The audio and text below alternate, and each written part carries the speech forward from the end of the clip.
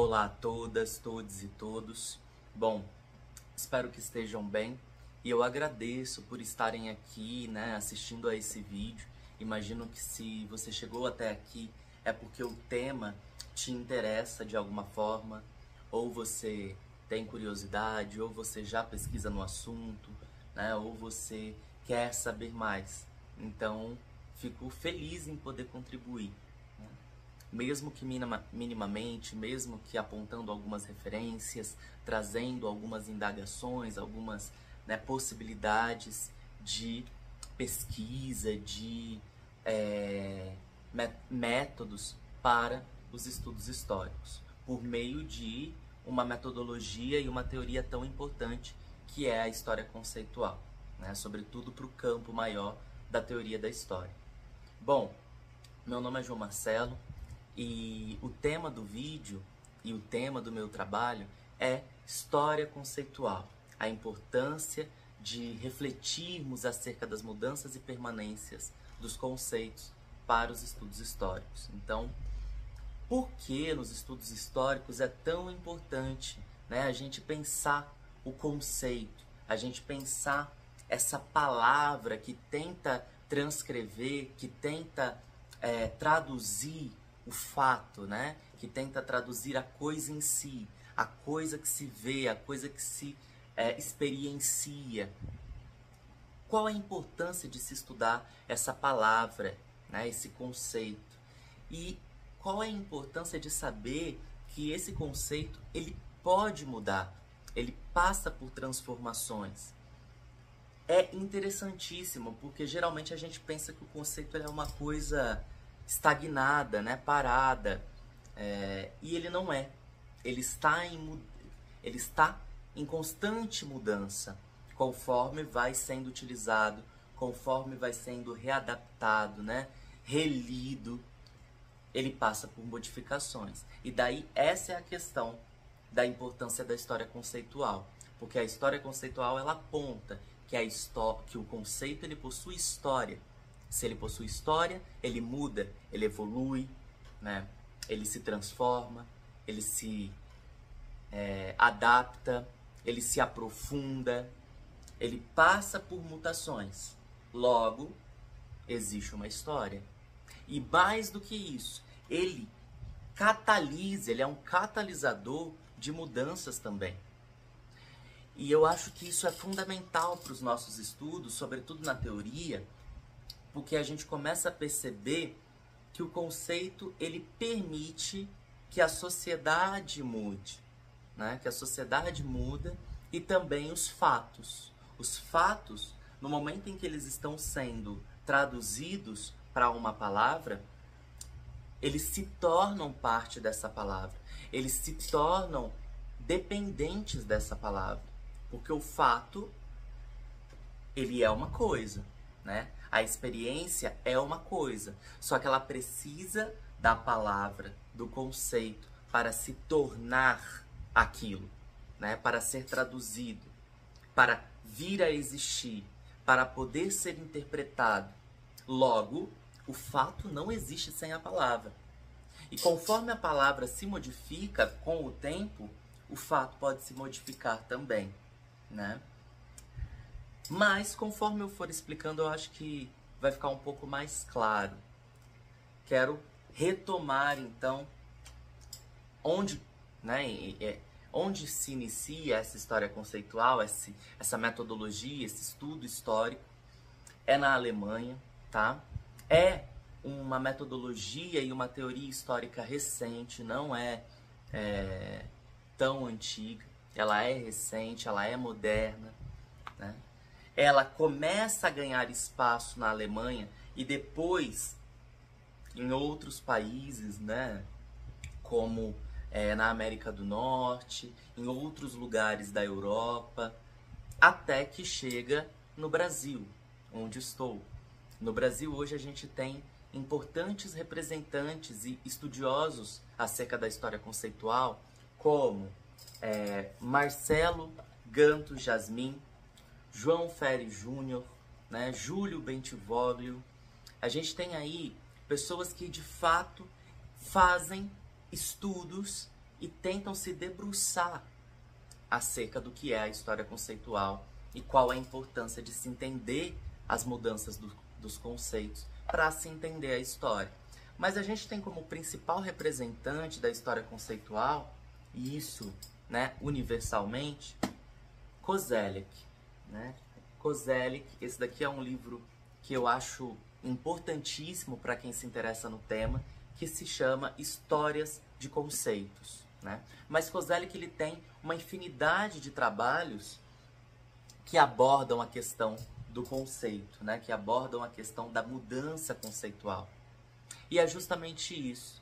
Geralmente a gente fica preso aos conceitos políticos, aos conceitos substantivos, né? Que tem uma praxis, que tem uma certa materialidade até, como o conceito de política, o conceito de guerra, o conceito de cidadão.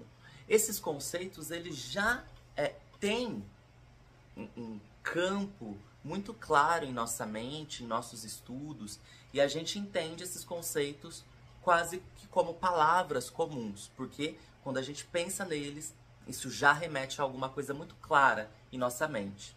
Mas existem também os conceitos metafísicos, né? É o que Koselleck aponta em suas obras. E esses conceitos metafísicos, eles requerem uma certa filosofia, uma certa reflexão, uma certa análise mais profunda. Eles são abertos à interpretação, né? A releituras. Então, que tipo de conceitos são esses, né? Esses conceitos metafísicos? Eles são aqueles que não possuem uma praxis exatamente. Quando a gente pensa em necropolítica, né, de Achille Mbembe, quando a gente pensa em anormalidade de Michel Foucault ou biopoder de Michel Foucault, que são conceitos que eu trabalho em minhas pesquisas, né? Quando a gente pensa no conceito de vidas nuas do Agamben, no conceito de sociedade do espetáculo, no conceito de banalidade do mal da Hannah Arendt, a gente possui aí conceitos que são filosóficos, né? Eles influenciam na política, é claro, mas eles são, sobretudo, conceitos filosóficos. Sendo conceitos filosóficos, eles buscam interpretar um fato histórico, né? E descrever, transcrever, traduzir um fato histórico. Quando a gente percebe uma estrutura de violência, de morte, que é destinada a uma determinada população marginalizada, anormalizada, né? Como a população palestina, como a população negra no Brasil, né? Como a população indígena, a gente percebe que o conceito de necropolítica, ele existe para tentar dar conta desses fatos históricos, né? Ele existe para tentar explicar o processo que leva esse fato a se tornar presente e a se manter presente na sociedade. Então veja, o conceito ele tem uma importância fundamental, porque é através dele que a gente vai traduzir um fato, que a gente vai compreender um fato e que a gente vai, talvez, buscar soluções para esse problema e daí transformar o fato. Essa é a questão da mudança e permanência dos conceitos. Veja como Koselleck ele insere em seus estudos a questão da mudança e permanência de forma muito boa, né? Porque não é só o fato que muda, não é só o fato que permanece. O conceito também pode mudar e também pode permanecer. O que Michel Foucault disse de biopoder enquanto estava vivo, enquanto escreveu, enquanto deu aulas, será que é o que ainda é o biopoder? Será que se a gente lê sobre biopoder hoje, né, através dos leitores de Michel Foucault ou através de pessoas que se utilizaram do biopoder para criar outros conceitos, como o próprio Achille Mbembe, como o Agamben, como a Judith Butler, Será que o biopoder ainda é a mesma coisa? Ou será que o biopoder também passou por modificações? Também é um conceito que se aprofundou, né? Que se transformou, que abrange novos fatos, ou que deixou de abranger fatos que antes abrangia. Veja, o conceito ele pode mudar. Ele pode mudar, dependendo da sua utilidade, dependendo das transformações que passa, dependendo dos fatos que traduz. E daí o fato pode mudar também. Koselleck ele aponta que existem 4 possibilidades, né, para um conceito. Que é, o conceito continua o mesmo e o fato em que ele traduzia continua sendo o mesmo também. Então veja, conceito e fato não muda com o passar do tempo.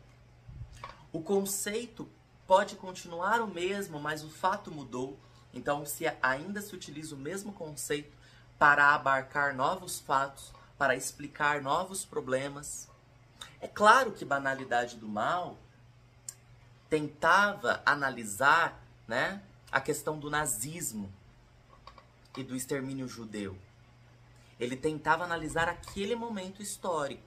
Mas veja, é possível utilizar a banalidade do mal, esse conceito, para compreender outros problemas, para compreender a violência nos espaços escolares, para compreender a violência em relação aos povos palestinos. Então, o conceito é o mesmo, mas novos fatos podem ser agregados a esse conceito, podem ser interpretados através dele. Então, segunda possibilidade, conceito continua e fato muda. Terceira possibilidade, o conceito muda e o fato permanece o mesmo ou muito parecido, né?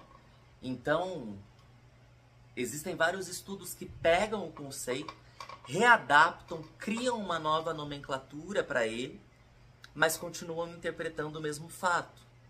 Isso também faz parte da história conceitual, de analisar como o conceito mudou ou permaneceu.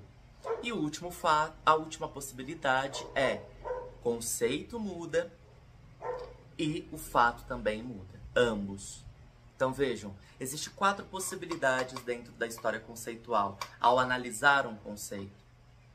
Quando eu vou analisar o conceito de biopoder de Foucault, né, nos estudos brasileiros, esse conceito mudou? Esse conceito se aprofundou? Esse conceito excluiu? Alguns fatos que ele lia foram excluídos? Então veja, o conceito pode mudar. E o conceito ele pode catalisar mudanças no fato também, na realidade. Ele não é uma coisa parada. Por isso a importância dos estudos conceituais. Quando o conceito de necropolítica ele se torna popular, a mídia começa a utilizar ele, os políticos começam a utilizar ele, leis começam a ser produzidas querendo combater a necropolítica, a violência policial, por exemplo, nas favelas, contra a população negra. A gente tem um conceito que veio do campo acadêmico, que veio do campo filosófico, mas que altera a realidade concreta. Porque se populariza, porque se expande. Logo, o conceito ele se mostra ativo e não apenas passivo da realidade. Não, ele é ativo dela. Ele faz a realidade se modificar também. Por isso eu acho importantíssimo o estudo acerca da história conceitual, da análise conceitual. Porque na história, o conceito ele não é uma coisa parada, cristalizada, passiva. Ele age. Ele busca ler a realidade, ele afeta a realidade, ele se transforma com o tempo, né? E é muito importante compreender essas transformações do conceito, que não é apenas conceitos políticos, mas também conceitos filosóficos, né?